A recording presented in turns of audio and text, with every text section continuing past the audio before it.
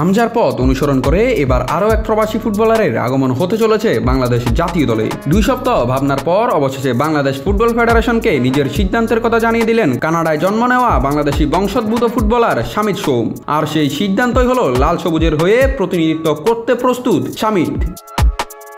শামিত বর্তমানে খেলছেন Canadian premier লিগের ক্লাব কালাবারি এফসিতে।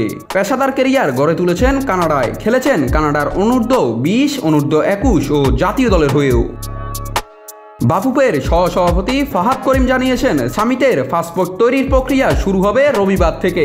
আর এশিয়ান কাপ বাছাই পর্বের সিঙ্গাপুরের বিপক্ষে ম্যাচের আগেই সম্পন্ন হবে সব আনুষ্ঠানিকতা।